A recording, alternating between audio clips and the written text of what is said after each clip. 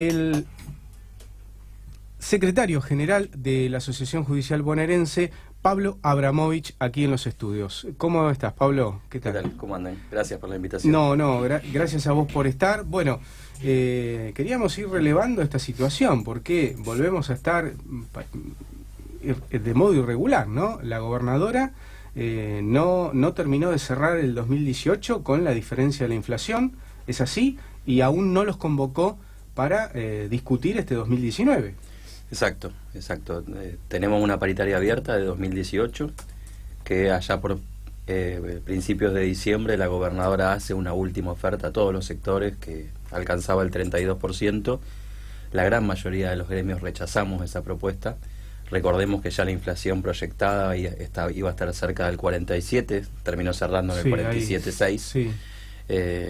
Con lo cual se rechazó y la gobernadora decidió unilateralmente cerrar esa discusión, que para nosotros, por supuesto, permanece abierta. Claro. Hoy, además de estar reclamando de cerrar la de 2018, queremos abrir la de 2019, porque ya está terminando marzo, o sea que transcurrieron 3 meses en los cuales la inflación acumulada va a ser superior al 10%, y si sumamos esos 10 puntos más los 15 que perdimos el año pasado, hoy estamos discutiendo sobre un 25 puntos de nuestro salario por debajo ya de la inflación y claro. perdidos, con lo cual la situación es urgente. Nosotros estamos en esta medida de fuerza porque hace 3 semanas hicimos la primera medida de fuerza del año y le dijimos a la gobernadora que tiene que sentarse a dialogar y acordar una política salarial.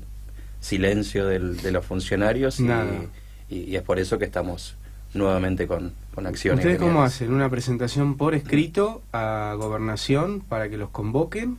¿Es así la metodología? Exacto. Hicimos una en diciembre cuando rechazamos esa oferta pidiendo que se convoque nuevamente. La reiteramos a principios de febrero y ahora... ¿Y no hay respuestas? Ninguna respuesta. Ahora, ¿cómo se entiende esto? En principio sabemos que el gobierno se abanderó como el gobierno del diálogo. No hay diálogo. Ahora, ¿cómo se entiende la actitud de la gobernadora? ¿Por qué la gobernadora de la provincia de Buenos Aires desafía a varios gremios? ¿Por qué los desafía así y en un año electoral? Mira, yo te propongo separar 2 cuestiones. Uno, lo que debería hacer, y otra, por qué entendemos que la gobernadora hace esto. ¿Qué es lo que debería hacer? El gobierno tiene la obligación de discutir paritarias con los gremios. No es que es una concesión que el gobierno hace, sino que la Constitución de la provincia, los convenios internacionales obligan a los empleadores a sentarse a discutir el salario y el resto de las condiciones de trabajo con los trabajadores, con los sindicatos. Con lo cual, número uno, el gobierno está incumpliendo la normativa vigente y por eso hay tantos fallos que fuimos consiguiendo nosotros el año pasado, obligando al gobierno a sentarse a discutir. Segundo tema es por qué pensamos que lo hace, y porque creemos que hay una política de fondo que es intentar recortar el salario de todos los estatales de la provincia, que fue la política sistemática desde diciembre de 2015 para acá. Lisa y llanamente bajarle el poder adquisitivo a los trabajadores. Exacto. La gobernadora considera que los médicos de los hospitales, los docentes, los judiciales, los tribunales ganábamos mucho en 2015 y que por lo tanto había que recortar esos salarios, teniendo en cuenta que la provincia de Buenos Aires ya en 2015 era una de las provincias que peores salarios pagaba en todo el país. En el caso de los judiciales estábamos en el puesto 17, 18 de las 24, los salarios judiciales. Hoy el ingresante del Poder Judicial está ganando menos de 21.000 pesos, con lo cual digo, sobre esos salarios la gobernadora considera que todavía son altos y hay que seguir recortándolos. En esta política se inscribe la decisión de no convocar a paritarias, de deslegitimar a los reclamos gremiales, de apuntarle a los dirigentes de los sindicatos para justamente cuestionar o no discutir las cuestiones de fondo, que es cuánto ganan los trabajadores del Estado, cuánto se invierte en infraestructura, cuánto se invierte en personal. Esa es la política sistemática que en el fondo, te digo, se entiende porque el objetivo de fondo es recortar el salario y precarizar todavía aún más las condiciones laborales de los empleados del Estado. ¿Qué van a hacer en el día de mañana, miércoles 27? Estamos con un paro en toda la provincia, un paro total de actividades.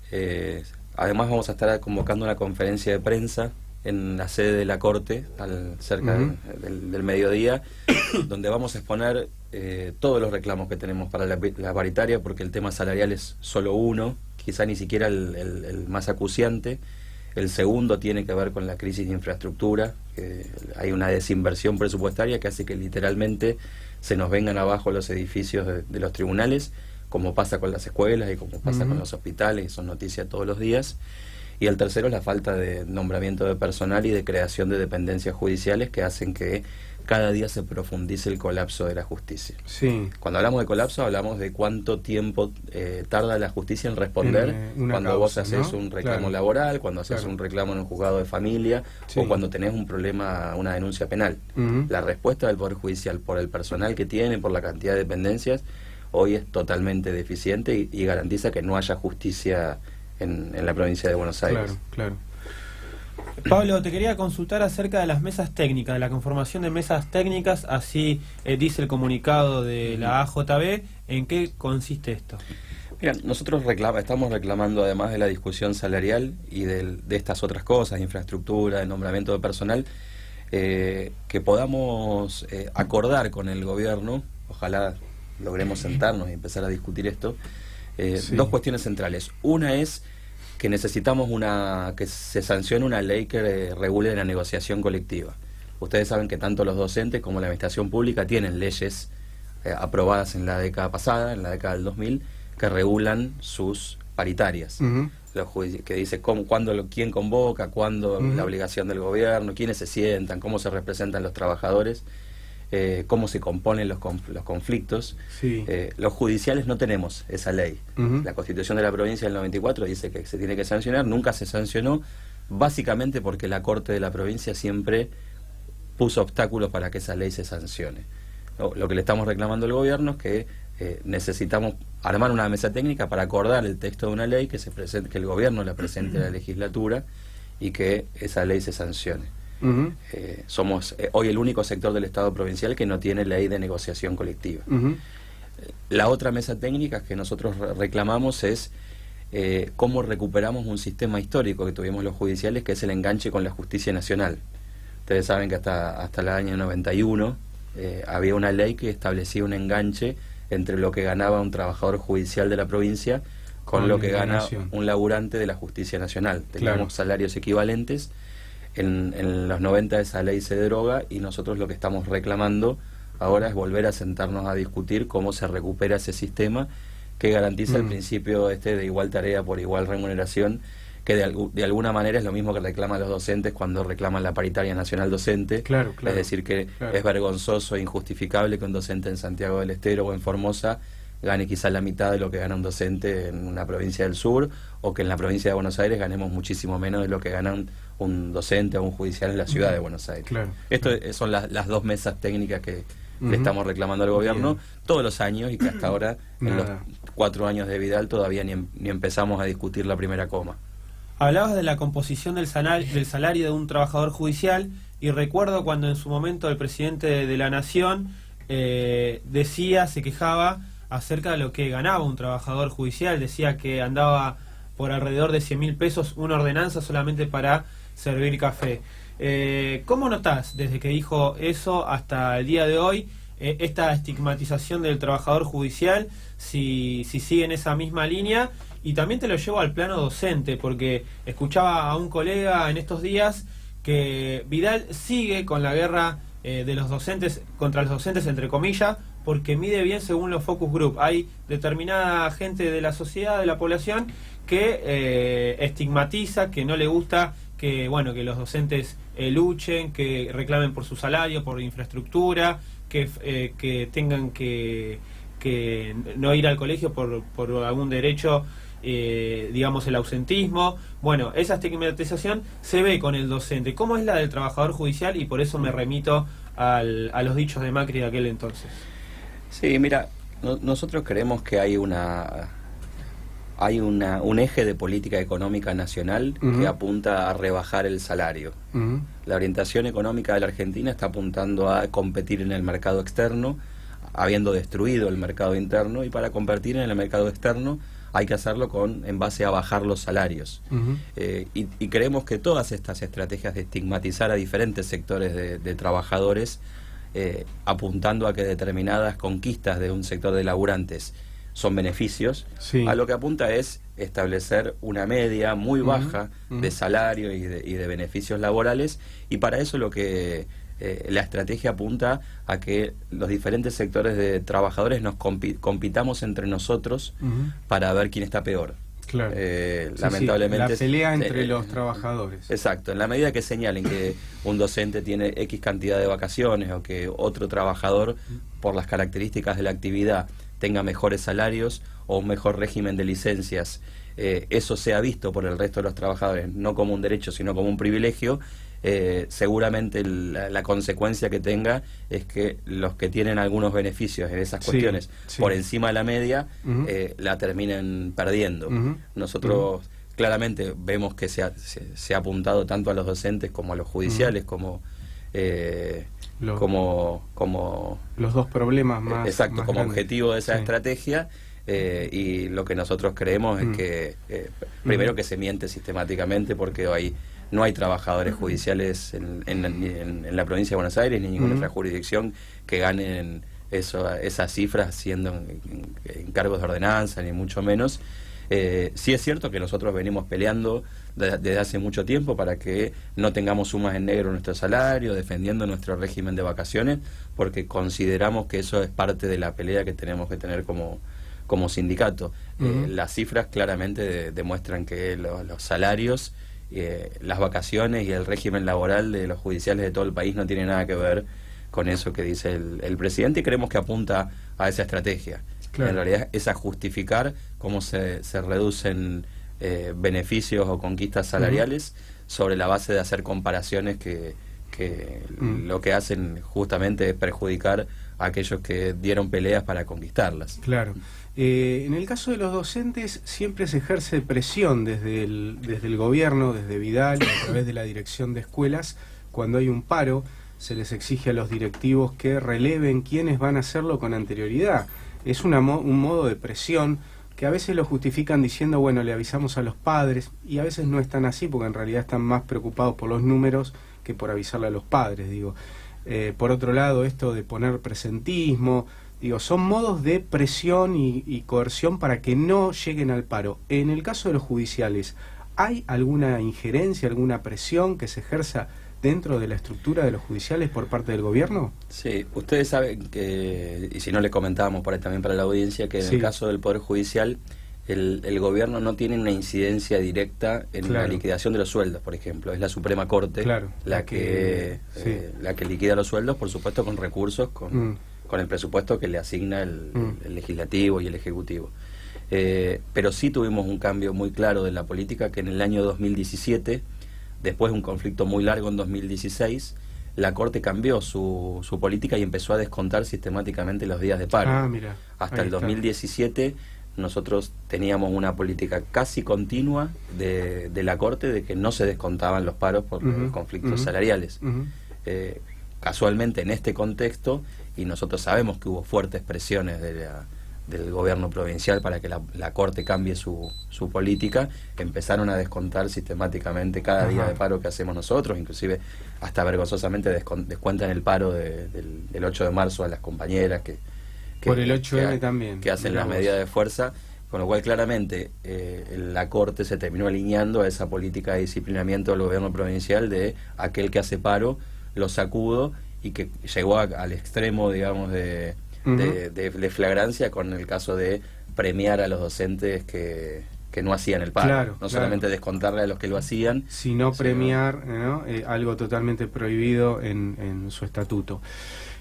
Adrián, te quería preguntar en qué quedó algo que en su momento fue catalogado como insólito, que fue que la justicia de Mar del Plata, a fin del año pasado, exigió a la Corte que discipline a la Asociación de Judiciales Bonaerense por cuestionar el fallo de Lucía Pérez.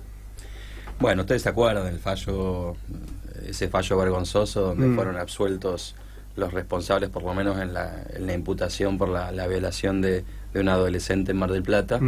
En ese momento nuestro gremio, junto por supuesto con todo el movimiento de mujeres en el país, convocó un paro nacional de mujeres al cual nuestro gremio adhirió, y hubo un sector de jueces en Mar del Plata, fundamentalmente de la Cámara Penal, que se sintieron agraviados por las manifestaciones del gremio, la decisión del gremio de convocar ese paro, y le pidieron a la Corte que tome intervención y subrepticiamente le plantearon que aplique medidas disciplinarias contra aquellos trabajadores y trabajadoras que habían hecho el paro. Por supuesto, esto es una aberración en el Estado de Derecho que ellos aparte deberían defender. La Corte no dio una respuesta, por supuesto no podía darla en esos términos, pero sí tuvo una reacción corporativa en un mensaje que dictó el presidente de la Corte, que es Eduardo Petigiani actualmente, que además es de Mar del Plata, en el mensaje del saludo de fin de año, cuestionando a los planteos que se hicieron desde la sociedad y desde la asociación judicial, aunque no lo dice explícitamente, cuestionando los fallos judiciales.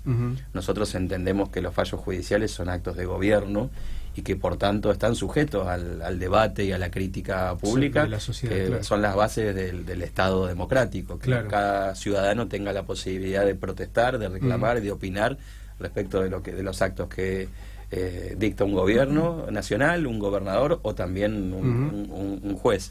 Por eso queremos que no tomaron medidas concretas, pero sí hubo una respuesta corporativa de los jueces tenemos que estar protegidos de la opinión pública. La verdad que nos parece un retroceso también en materia de democratización del Poder Judicial. Sí, Pablo, tomo esto de la actitud corporativa y bueno, lo traslado a la actualidad. Estamos viviendo un momento, no sé si un punto de inflexión, no sé qué va a pasar, pero digo, esta causa que involucra a un fiscal federal de la Nación, a un supuesto agente, falso abogado, D'Alessio Stornelli, se habla de extorsión, se habla de asociación ilícita paraestatal, investigan, aprietan, persecución política, digo, todo esto que en materia de los medios y de la información era un vox populi, pero nunca se vio puesto en un juzgado federal y con tantas pruebas. Digo, este es el punto de inflexión que nos parece a nosotros. ¿Cómo ven ustedes, los trabajadores judiciales, a la justicia?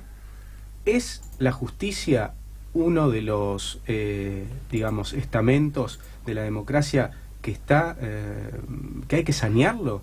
Y todo esto, ¿cómo evalúan el caso Stornelli, el caso D'Alessio?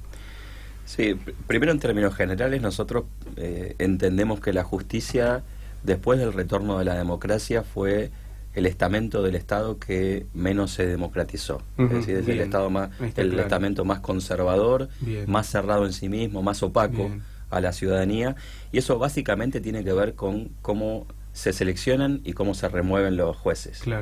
Desde en todos los niveles, de un juez de primera instancia hasta los jueces de la Corte de la Nación. Creemos que hay muchísimo que avanzar. Nosotros como gremios judiciales tuvimos propuestas desde hace muchos años de que los consejos de la magistratura, que son los que seleccionan a los magistrados, tienen que tener representación popular, tienen que tener representación de los trabajadores, que en la medida de que el poder político sea el que selecciona y que remueve los magistrados, el poder judicial nunca va a ser independiente y además va a estar atravesado por estos entramados de poder entre el poder judicial, el poder político, los servicios de inteligencia, que de alguna manera son una línea de continuidad desde el retorno de la democracia, inclusive con muchísimos centenares de jueces que actualmente son magistrados y que vienen ya inclusive de la época de la dictadura. Dicho eso, coincido con lo que decís vos, que es una gran oportunidad lo que está ocurriendo en el Juzgado Federal de Dolores, porque se pusieron de manifiesto algo que los que conocemos el entramado de la justicia conocemos todos los días, pero es diferente que lo digamos nosotros en una radio, que aparezca en un expediente judicial y que se pueda investigar. Creo que lo que aparece es claramente la posibilidad de identificar y de sancionar fuertemente qué es lo que pasa en la justicia, en este caso en la justicia federal, pero que nosotros consideramos que no es demasiado diferente de lo que ocurre en otros sectores, en las justicias provinciales o en la justicia nacional, y creemos que esta oportunidad requiere que se pueda investigar libremente, y en este sentido nos parece una barbaridad el pedido de juicio político del gobierno. Nos parece hasta una torpeza política avanzar con esto, cuando prácticamente un reconocimiento de responsabilidad. El propio, uno de los poderes de la democracia, ¿no? Yendo contra otro porque no le gusta cómo actúa. Esto es lo terrible, ¿no? Porque no hay elemento, no es una cuestión política más que nada, no tenés fundamento. Exactamente. ¿Cómo ves la actitud de un fiscal de la Nación como Carlos Stornelli? No presentarse una vez indagatoria, no presentarse otra vez. La tercera, decir, bueno, dame otra oportunidad porque no puedo ir ahora porque mi abogado tiene una audiencia. Y la última oportunidad, no ir, ya definitivamente como una estrategia para no ser procesado.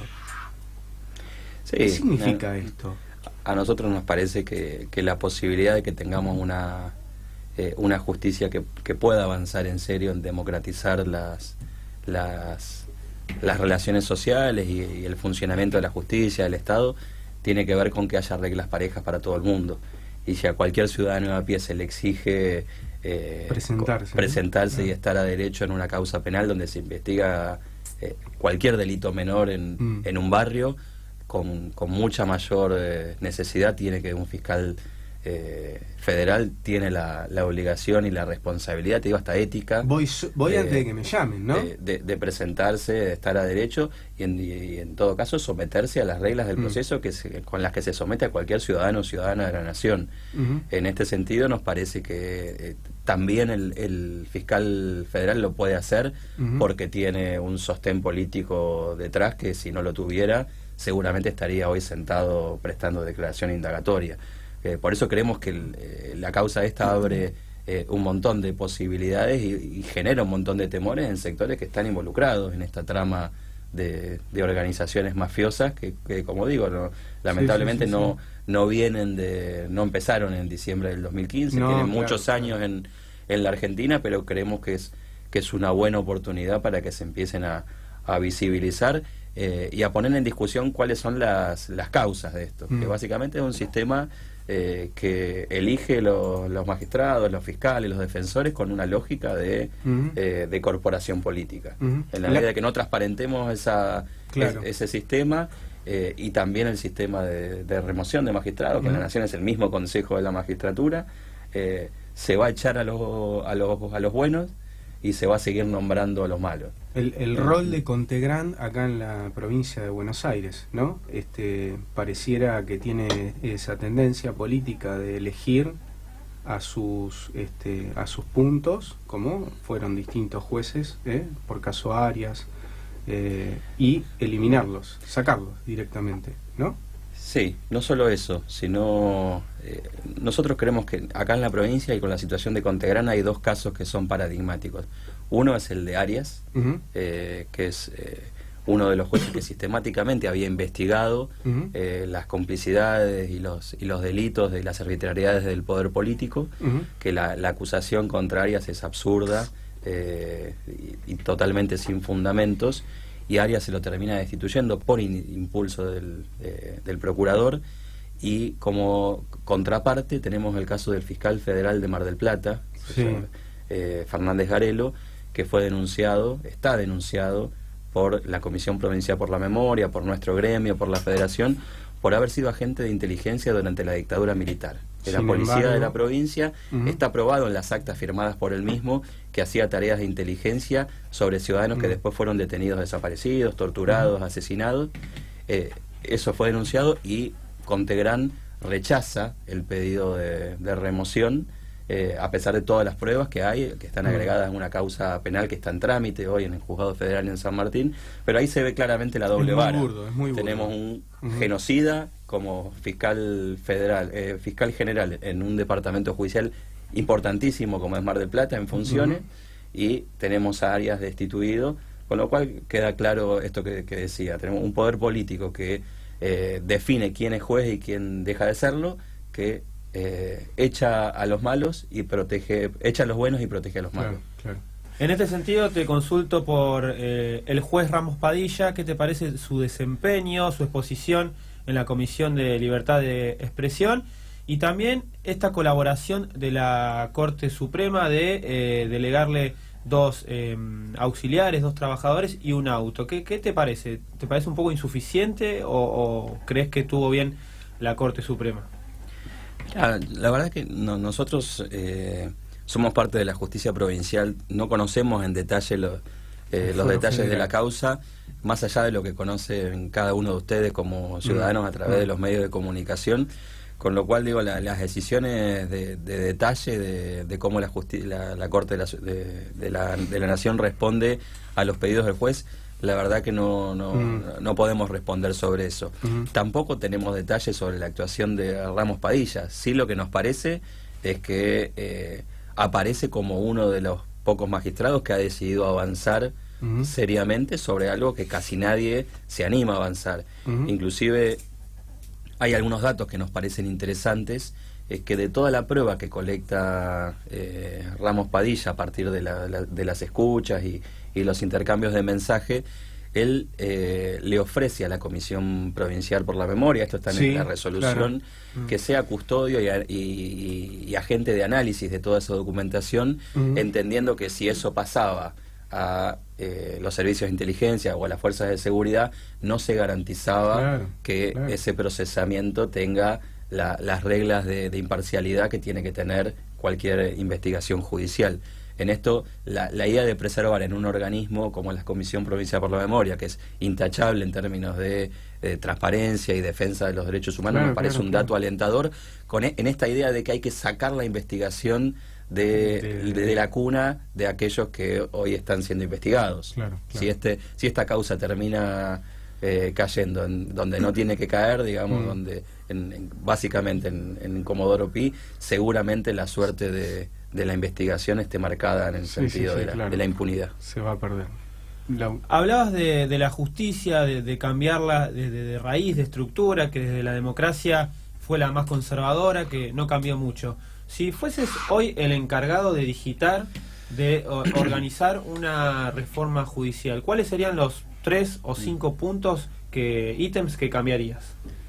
Bueno, el primero te diría cambiar el sistema de selección de magistrados, lo repito, y el sistema de remoción. En la provincia es el Consejo de la Magistratura que selecciona. Hay hoy, ¿quiénes están en el Consejo de la Magistratura? Los magistrados, el Poder Ejecutivo, el Poder Legislativo y una representación de la Corte.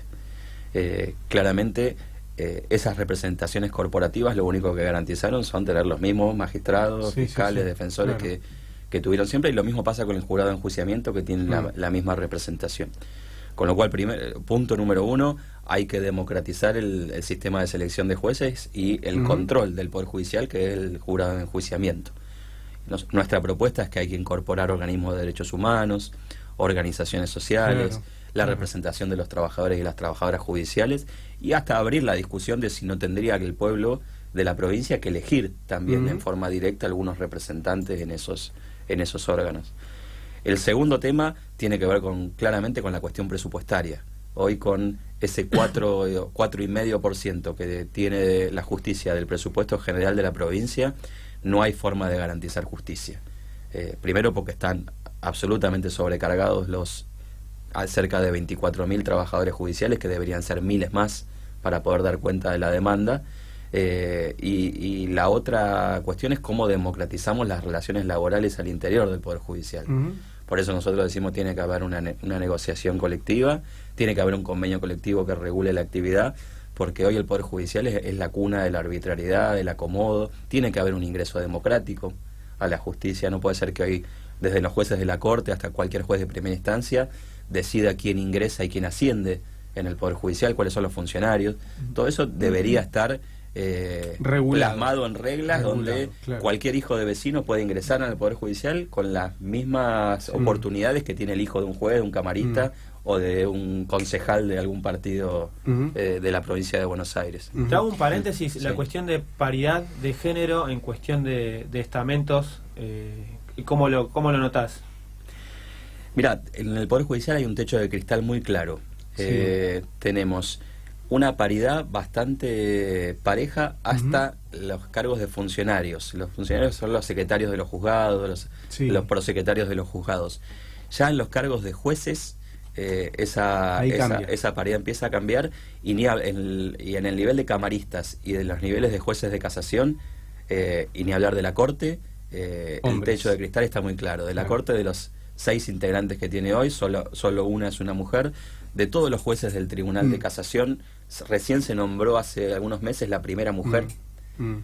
Y en todas las cámaras de la provincia, las cámaras civiles, penales, contencioso administrativa, tenemos una gran mayoría de hombres, con lo cual hay una deuda ahí donde se tiene que regular también, que a la hora de establecerse los concursos de ingreso hay que garantizar la paridad entre hombres y mujeres, porque las consecuencias que tenemos son como el fallo de Lucía Pérez. Claro. El fallo de Lucía Pérez, porque no hay perspectiva de género en los magistrados y en los fiscales que tienen que investigar, y terminan resolviendo con estas cosas, porque básicamente los que en esos fallos los que resuelven son hombres. Fue tremendo el fallo. Bueno, la última de mi parte, hablemosle a Vidal o contemos qué puede pasar de aquí en adelante. ¿Qué esperan? Esperan ser convocados, obviamente. Si no pasa eso... Nosotros esperamos que mañana Vidal le ofrezca a los docentes una propuesta que recomponga esos 15 puntos que se perdieron en 2018, que haya una propuesta con cláusula gatillo para 2019 para garantizar que no se pierda salario, y que en forma inmediata convoque a los otros sectores, trabajadores del Poder Judicial, profesionales de la salud, estatales, con una propuesta similar, y que, cerrada esa discusión donde se garantice salarios dignos para los estatales, podamos meternos a discutir cuestiones que tienen que ver con la prestación del servicio de justicia, y esto hablamos de nombramiento de personal, hablamos de inversión en infraestructura. Eso es lo que nosotros necesitamos para que no haya conflicto en la provincia. Tengo entendido que la cláusula gatillo este año parece que sí. El tema es que no estarían dispuestos a compensar el 2018. La cláusula gatillo está ofrecida en la paritaria docente. Claramente la gobernadora en los 2 años electorales, en el 2019 y 2017, ofreció cláusula gatillo en los dos, y en los 2 años que no eran electorales no lo ofreció. Cada uno saque las conclusiones. El problema que traba la paritaria de este año no es eso, sino es cómo recuperamos los 15 puntos. ¿Qué es lo que puso el gobierno en la mesa con los docentes? Dijo, de esos 15 puntos les vamos a pagar 5, pero no se los vamos a pagar ahora, sino que los vamos a pagar en enero de 2020. Ah, buenísimo. Eso fue lo que rompió la primera reunión, que generó que las clases no inicien el 6 de marzo, sino inicien el 11, y es lo que va a asignar la reunión de mañana. Si mañana hay una oferta que recompone el salario de 2018 y hay cláusula de gatillo de 2019, va a haber seguramente acuerdo y la posibilidad de discutir otras cosas quizá más importantes. Bueno, Pablo, te agradecemos. Vamos a estar atentos a lo que suceda en el día de mañana. Gracias por estar acá.